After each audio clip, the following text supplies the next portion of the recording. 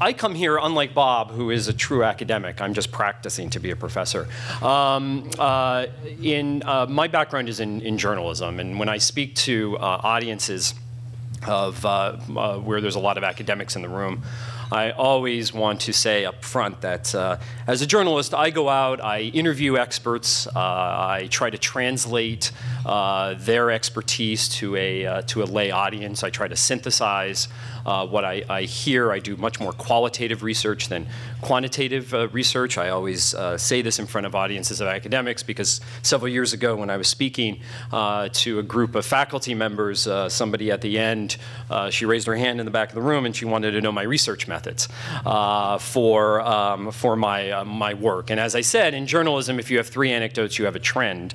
So if you ever want to know how the New York Times, has those trend stories on the front page every week, it's usually because they found a couple of people outside their offices who fit that trend. But little did I know, by the way, when I went into journalism, that this ability, now that I know all the qualities of T-shaped individuals, that this ability to synthesize across disciplines would actually serve me well someday, given what's happened to the journalism world, as many of you probably know.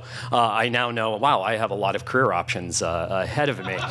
So I actually wanted to be a journalist since I was in middle school, and wanted to, at that time, go into television journalism, tell stories. Growing up watching 60 Minutes and documentaries like that, I wanted to tell stories through television documentaries. And in high school, when the View books started to come in the mail, like most 18-year-olds, I started to flip through the guidebooks, and I would look through the list of majors at the back, and if they didn't have journalism, I would say, oh, well, I can't go here because they don't have journalism. At the age of 18, I thought you had to actually major in journalism to be a journalist. I didn't know much better at that time. But in 1991, I landed at Ithaca College, which, as Anne-Marie mentioned, is my undergraduate alma mater.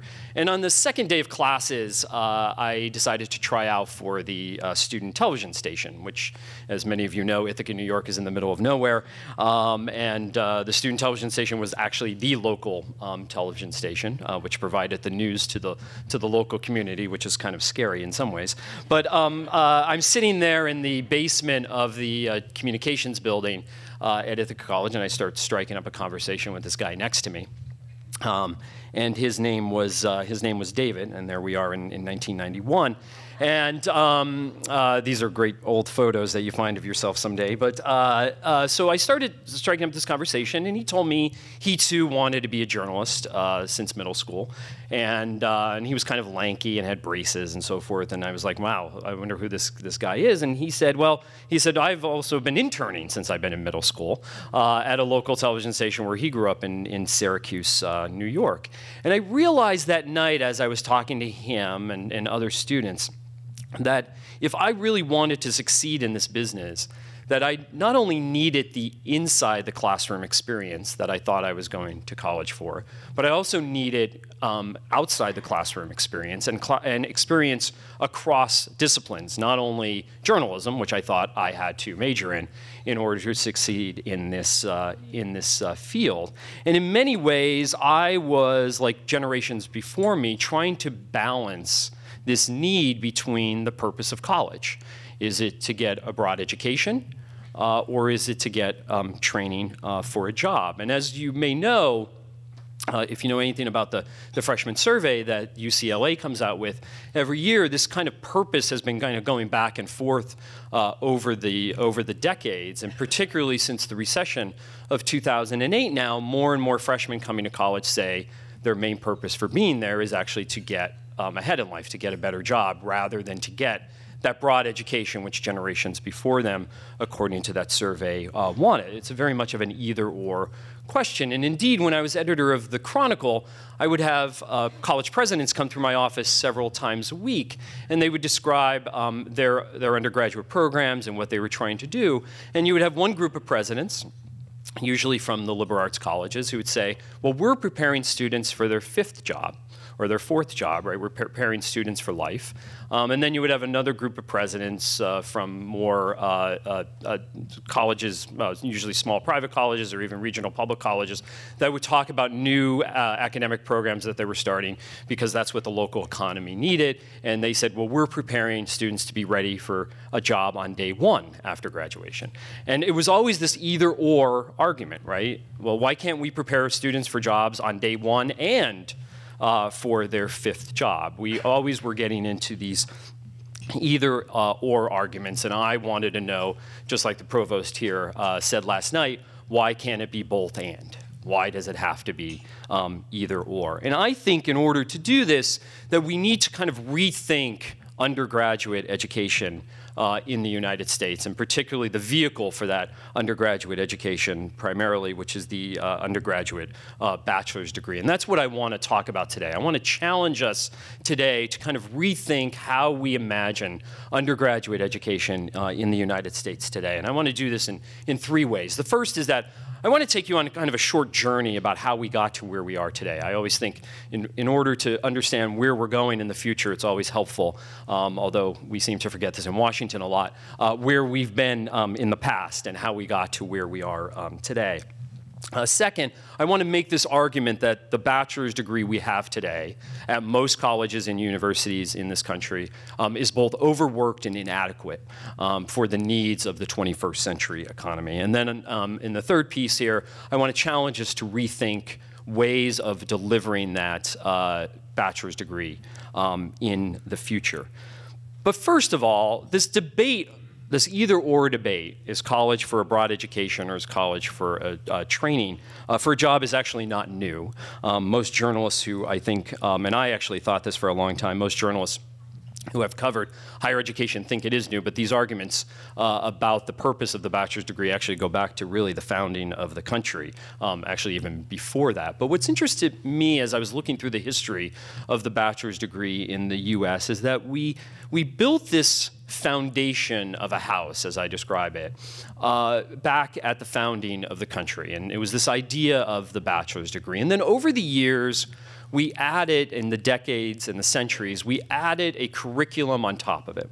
And all we kept doing was adding and adding to that curriculum without changing that basic foundation of the degree. And in fact, that basic foundation has largely been with us since the revolutionary days. You know, we imported much of this from Europe. The idea of the 4-year bachelor's degree, the names for freshman, sophomore, junior, and senior classes. We organized the curriculum into courses with finite time blocks, and then those courses into semesters, and semesters, of course, into years. And then this idea of the teacher as the sage on the stage, kind of dictating to the students before him or her. And so we kind of had this foundation that on top of that, we built this on top of this foundation, we built this house with many rooms over the years, which ended up being the college curriculum we had today. And if you notice, the building blocks of the bachelor's degree are very lockstep. Right? It's very task-based. It's this idea that we get a syllabus at the beginning of the semester, and we follow that syllabus throughout the course, and then we take another course, 4 or 5 courses a semester. All these semesters eventually equal the bachelor's degree at the end. And over the years, that primary vehicle for delivering undergraduate education, while the curriculum has changed, that primary vehicle has not changed. But the curriculum has. So Clark Kerr, who was the president of the University of California and was quite a large thought leader in higher education for much of his career, has always talked about how the curriculum evolves with the time, right? And it's always a snapshot in time about what we consider useful, appropriate, or relevant to educated people at that time. So that's why this house, as I describe it, has changed so much over the years, but we never have these very detailed conversations I believe we should have about the bachelor's degree. And indeed, it's remarkable how we have debated what is taught in colleges and universities, but we've always assumed, well, it should be 4 years, right? We should design it around courses, right? We should design it around a physical place you go to one time in your life for 4 years, even though we have debated the curriculum over the years. And so even if you go back to the colonial days, when the BA, when the bachelor's degree was really seen as preparation for a job, and this is why in some ways this real argument over preparation for a job and a broad education is not new. At that time, of course, we were preparing mostly men for jobs in just a couple of fields, the clergy, statesmen, and so forth. And so we were only preparing men mostly for jobs in certain fields. Harvard had experimented with a 3-year program for a while, but then they went to a 4-year program, and like everybody even today, there was Harvard envy, and so everybody had to follow what Harvard did at that time, and we end up in the latter half of the 1600s with the four-year degree. By the time the 1700s come around, we have many more apprenticeships, and that was the way most people back in those days entered professions, through apprenticeships instead of through kind of a structured degree program as we have today. But by the 1800s, we start seeing this push, largely through the land-grant institutions at that time, to have more specific training in fields, whether it was engineering or agriculture, as the needs of the economy really changed. And so that's when we really started to see this tension at the time between the practical arts and the liberal arts at that time. What do we need for a broad education? At the same time, we need to be trained in specific fields. And indeed, in 1828, the faculty of Yale College got really worried about this, and they put out this infamous report at the time, the Yale report. We would probably give it a much better name today, which talked about how we need to educate all the habits of the mind. And it was really a broad defense at the time of liberal arts education and the need to be broadly educated. But by several decades later, in the latter half of the 1800s, a number of college presidents, particularly of the Ivy League and Brown University in particular, started to wonder if we're just broadly educating people, we might become, as he said, institutionally irrelevant. Right? If all we're doing is broadly educating people at a time when the country, he was particularly interested, for example, in the expansion of the railroads, the President Brown, in the railroads, and that we would need more civil engineers for the expansion of the railroads. And so there was this debate at that time that maybe we needed to become more practical. And so by the early 1900s, you see this huge explosion, just as we're starting to get more people into higher education, a huge explosion in the curriculum. The development of new majors in everything from social work and education to journalism even. And then we start building subdisciplines on top of that, particularly after World War II. And then, of course, we start building lots and lots of courses on top of that. And so this is just a snapshot from 1977 about the number of undergraduate courses at American research universities, liberal arts colleges, and comprehensive colleges and universities at that time. And so you just saw from a moment in time at the beginning of the country's founding, when we just had a few courses for a few professions. Now we are to the modern era of American higher education in this house that we've built, this massive curriculum we've built on top of this foundation of the bachelor's degree, which during that time largely remained unchanged. And indeed, with the advent of distribution requirements, which many colleges moved to, in terms of trying to fulfill the core requirements, you could actually have two students moving through the same program at any college and university in this country without really having anything in common with each other, without ever having to take common courses. And indeed, every spring, I'm always amazed when we graduate bachelor's degree students, how unevenly prepared they are in terms of their undergraduate experience. So you could have some in some disciplines, such as engineering, who have taken most of their college credits within their discipline, and then others in fields as such as history and English and others, where they've taken very few of their credits within their discipline. So in many ways, the bachelor's degree we have today is unequal. And in fact, I felt this tension going back to my own college days in my senior year. So that guy I mentioned, David, that I met, we ended up becoming really good friends. We ended up becoming college roommates. And by the time we were seniors, we actually had finished our degree requirements in the first semester of our senior year. And we were trying to decide at that time about what to do next. And both of us had job offers. I had a job offer at the local newspaper in Ithaca, New York. He had a job offer at the CBS affiliate in Syracuse, New York. And we were meeting with our advisor at the time, who encouraged us to explore the undergraduate catalog our senior year. He's like, take a bunch of courses that are not required and explore the catalog, because he thought that given we were both going into journalism, it would be really helpful to us. And I thought, well, that's crazy. Why would we want to do that when we can start working? And so both of us ended up taking jobs. But again, it was that either or option that we had to make. It was that either or decision we had to make. It was either choosing between that experiential learning, on the job training that we were going to be able to get, or being able to explore the undergraduate catalog. And today, I believe that we have, sorry about that. I believe that the bachelor's degree we have today is incredibly overworked. We have way too many high expectations for it, both from a faculty standpoint, institutional standpoint, employers and students. Think about it.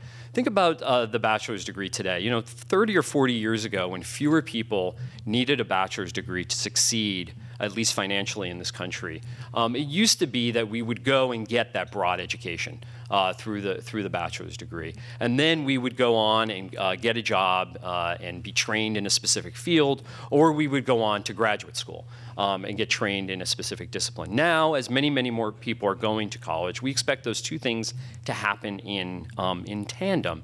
And for many employers that I've been talking to, particularly over the last couple of months, it's not quite working. We're trying to do too much in this four-year period. So take Enterprise Rent-A-Car as an example. So Enterprise Rent-A-Car, as many of you may know in this room, they hire more college graduates every year than any other company in the United States. And this screenshot from this commercial you'll probably be seeing a lot over the next couple of weeks during March Madness, because Enterprise, as their head of talent management tells me, loves to hire two types of college graduates. Number one, college athletes, which is why they feature many former college athletes in their commercials, because they know how to work in teams, number one, and they're used to dealing with failure. Because they've learned how to lose and come back from those failures. And second, the second group they like to hire are first-generation college students, as they tell me, mainly because those students could kind of figure things out. They've had to figure out how to move through the education system for most of their life.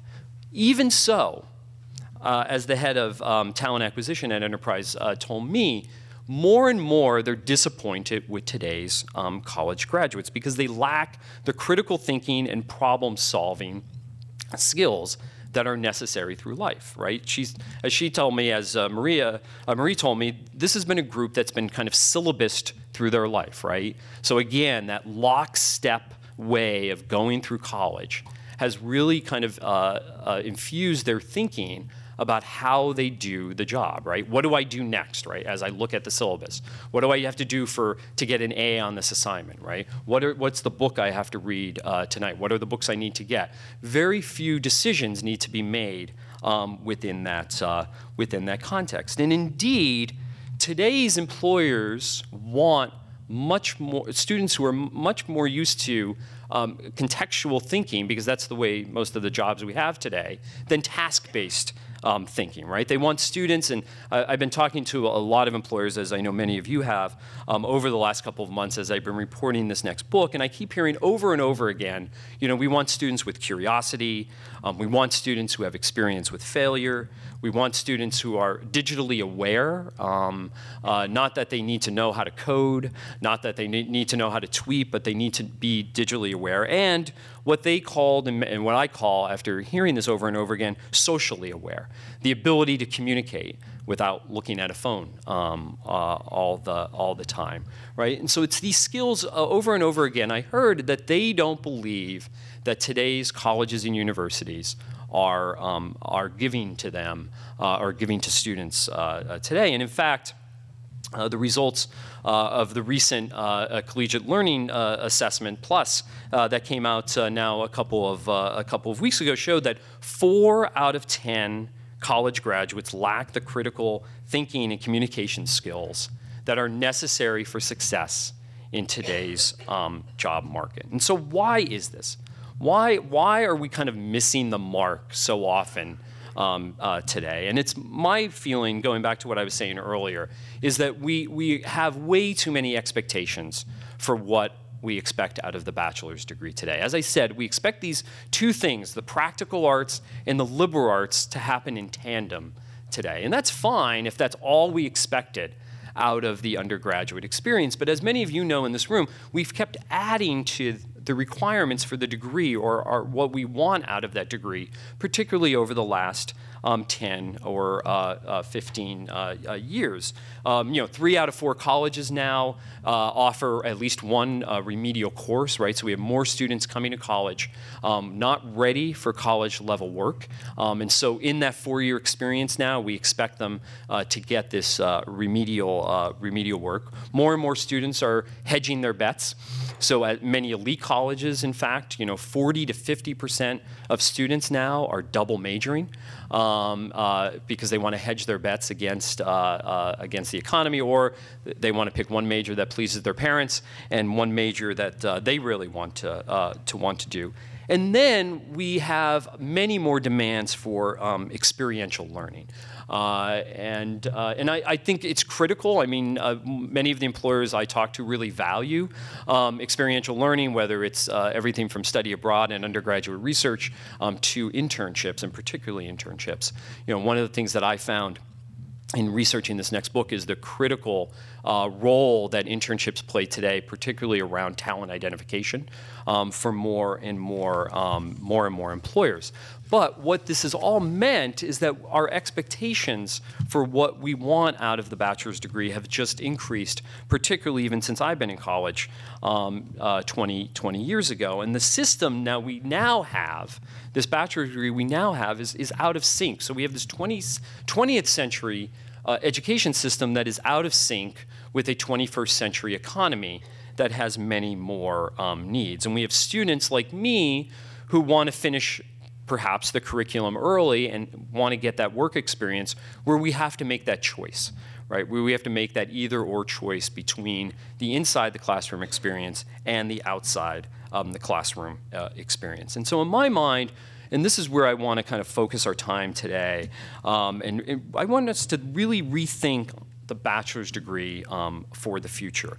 That is less of a box that we enter, many of us enter, 3 months after college graduation. We play around in that box for 4 years, and then we exit at the other end, to much more of a platform for lifelong learning, where we rethink the bachelor's degree instead of this 4-year box, much more as a platform. And we expand that foundation of that house, right, that we've built so many pieces of the curriculum on top of over the last several decades and centuries. And in my mind, 18-year-olds would be given much more choice of various pathways to take through higher education, rather than this one-size-fits-all pathway that we try to shove many students through today, whether it's a 2-year pathway or a 4-year pathway. And on these pathways, I could see them switching on and off much more easily than they're able to today. So what might some of these pathways look like in the future. The first is what I call a gap year pathway. And under this, it would build a experience into the undergraduate degree that would allow students to explore, right? So think about it. In this country, when you graduate from high school at the age of 18, you could get a job, and not a very good one these days with a high school diploma. You could go to the military, and that's a declining option for many students. You could live at home, and many parents don't want that to happen. Or you go to college. And so many people go to college who are not quite ready to go to college at the age of 18. And I'm not part of this crowd, the don't go to college crowd at all. But what I think we need are more alternatives, true structured alternatives at the age of 18 for students, right? We know from the work of Jeffrey Arnett at Clark University and others that the period of adulthood now is much longer than it was a century ago, right? So he has this belief of emerging adulthood. And if you look at the work of Tony Carnevale, an economist at Georgetown University, he found a couple of years ago that the average age of financial independence for today's college graduates is 30, right? It was 26 in 1980. Today it's 30, right? So there's this period now of your 20s, because we're living longer and working longer, which it takes students much longer to figure out kind of what they want to do, right? There's always these, these fast sprinters who get to college, they kind of understand what they want to do and they get out.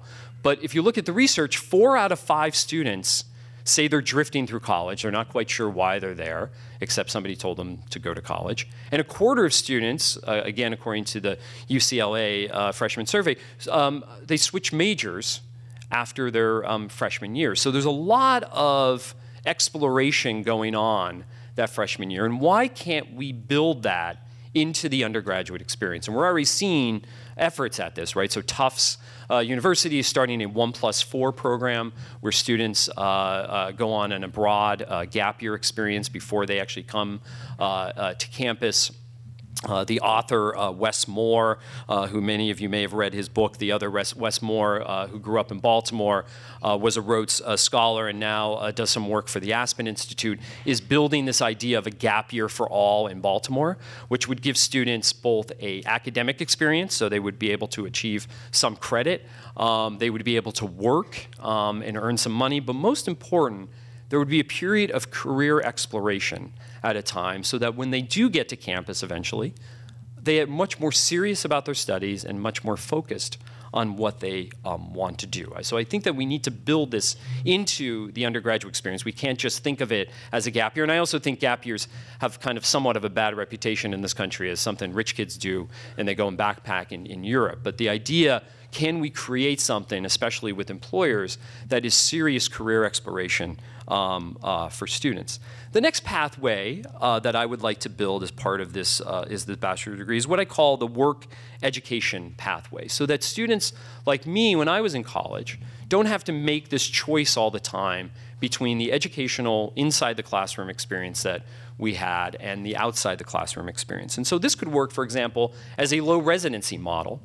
So for students here at Michigan State, I describe it as a co-op on steroids, right? So where students could go outside of their home institution and go to where the jobs are, go to where the employers are, spend time doing that work, and then come back to campus, but not necessarily have to spend 14, 15, 16 weeks on campus and go in that lockstep model that we have now, where they couldn't spend some of their time with the employer, some of their time on campus. And by the way, it wouldn't really matter where that campus was located because they would have this low residency option, where they wouldn't have to necessarily go to classes in the morning and intern in the afternoon, which is really only available to students in employment centers around the country. It was interesting to me last week, or 2 weeks ago now, I guess, when Sweetbriar College, a small women's liberal arts college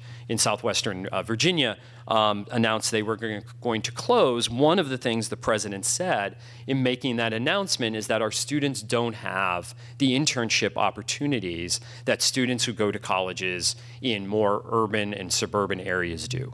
And so why should students have to make that choice if we had this work to education pathway where they can toggle between the job and the workplace? And then we have this easy on, easy off pathway, right? This pathway, to me, allows students to come in, take 8 to 12 months toward a credential, whether it's a degree or some other type of credential, go off and they work, maybe do that for a couple of years and come back, and then do another 12 to 24 months, and then go off and work again. And this is really the idea, to me, of a platform for lifelong learning, where the educational institution that they're part of at the age of 18 is always there for them as they need further education. In fact, one of the interesting things happening now in higher ed is the amount of venture capital money that is going into the area in that transition between college and the workplace, and the area around training for what I call just-in-time education. So many of the new educational providers that are emerging right now are trying to fill that void, that when students have a bachelor's degree and they need additional training 5 years after college or 10 years after college, they're not necessarily going back to traditional colleges and universities. They're going to places like lynda.com or the MOOC providers, or places like General Assembly, which has now opened up in 8 cities across the country and have served 100,000 students in courses that last anywhere from a couple of hours to 11 weeks. And so a pathway like this allows us to access our undergraduate institution at many times throughout our life. And then, of course, there's the traditional pathway that we have today. But as I say in College Unbound, this is what I call the Hollywood version of American higher education, because only 2 out of 10 students today go full-time to a residential college and graduate in 4 years. So to me, this model will always be around. I do not believe that traditional colleges and universities will go out of business like Clay Christensen does. But this is going to be a smaller model in the future, I think, than it is today, and we need to create these other pathways in the future. So this may sound impossible. It may sound a little crazy, but already we're seeing traditional colleges and universities adopt these models, and I want to talk briefly just about 4 of them. One is Georgetown University, which is working on a pilot right now to have a combined bachelor's master's degree program in various professional fields. And this is not just the bolted-on experience that many colleges and universities have, where you have a 4-year bachelor's degree and a 1-year master's degree, but a much more integrated experience that integrates both the liberal arts and the professions, all within a 4-year experience. Because one of the things that they're finding is that 30% of the students at Georgetown finish their degree requirements in the fall of their senior year, but they stay around to graduate in the spring of their senior year. And so why not increase the value of that undergraduate degree by giving them that professional master's? This fall, Arizona State is going to experiment with a project-based bachelor's degree. They received a first-in-the-world grant from the education department to pilot this with 8 different majors. And the idea behind the project-based bachelor's degree is it doesn't have any courses, right? And so you're working on projects, for example, living in the West, given the water and the weather problems in the West, where you're learning about biology and physics and English composition, all within the basis of a project. And instead of learning within a course, in those various disciplines, you're learning at the time you're doing the project, and if you need additional training in one of those disciplines, you go out and you take the specific course. But the idea is there are no courses in these project-based degrees. Then we have Minerva, which many of you may have heard of, which has received about $75 million in venture capital funds. And this idea is that they're trying to create an elite liberal arts college online. But it's interesting to me, I went to visit them a couple weeks ago in San Francisco, is that they had the chance to reset the button on higher education. And instead of doing away with the residential experience, they still have the residential experience. So their students they have a pilot running this year with 25 students, and they're all, eventually they want to get up to 7,000 or 8,000, but they're all living together in one city. And their idea is that every year those students will move to different cities around the world as they're receiving their education online, right? So the experiential learning part, most of their classes are only in the morning, and then the students get to use the city as a campus in the afternoon, both for their cultural experiences, but also for internships and work experience. And then finally, you have Stanford University, which 2 years ago challenged its design school, its world-famous design school, to rethink the undergraduate experience in the year 2025. And last year, they came out with, from those design challenges, they came out with 4 provocations, and I want to focus on one today. The one provocation they came out with, they dubbed the open loop university. And it kind of goes back to my easy on, easy off pathway that I described today. So Stanford imagines, as in this design exercise they do, in 2025, that a student applying for undergraduate admission to Stanford, instead of getting access to 6 years of education, or 4 years of education, they would get access to 6 years of education that they can use any time throughout their life. The idea of looping in and looping out. Now, you can loop in, spend 4 years there as a traditional undergraduate, and then leave and still have access to 2 more years of education throughout your life. But you can also come in, spend 2 years there, go and work for a Silicon Valley startup, and when that fails, you could come back and finish your degree. But the idea here is that you would have multi-generations learning together, and you would have this platform for lifelong learning, this university for life. Instead of us thinking, again, like we did at the founding of the country, that a university is a physical place for us one time in our life, usually at the age of 18, even though we're living and working much longer these days. So the economy's needs, of course, have never been perfectly aligned with higher education's graduate skills. We know this throughout our history. But to me, this mismatch that I keep hearing both from the employer side, from the student side, and from the institution side has reached a critical point in my opinion. Our post-secondary system really worked in my mind, for an era when most jobs didn't need a college degree and when most workers stayed with one company for their entire careers. But in today's global economy, obtaining a particular credential at one place, one time in our life, to me, is not simply flexible enough anymore, and that we need to create these other pathways. And neither is seeing a college degree as this either-or proposition, right? Either as a vehicle for a job, as I did as an undergraduate 20 years ago, or for a particular education. Remember that freshman I told you about that I met in my first couple of days of college. So we ended up, as I said, becoming roommates, and we both started working the second semester of our senior year. We remained close friends, and when I was writing College Unbound, I called him up to reflect on that conversation we had with our advisor my senior year. Now, he is now David Muir, who is the anchor of ABC World News Tonight. He replaced Diane Sawyer last September.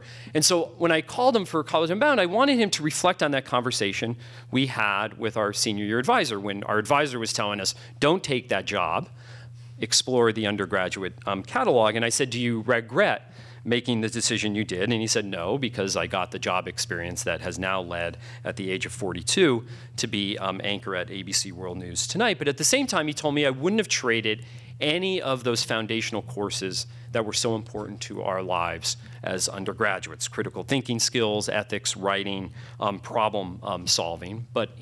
So he wouldn't trade those courses, and he wouldn't trade that experience, but yet we had to make that choice as undergraduates. So it's really, to me, both the skills and the broad education that are needed today, the T-shaped individuals as we were talking about them at this conference. And in my mind, we need to build a new bachelor's degree to give them the equal weight that they deserve and respond to the needs of the 21st century. I appreciate your time today, and I look forward to both the questions and the answers and the discussion by the respondents today. Thank you very much for your time.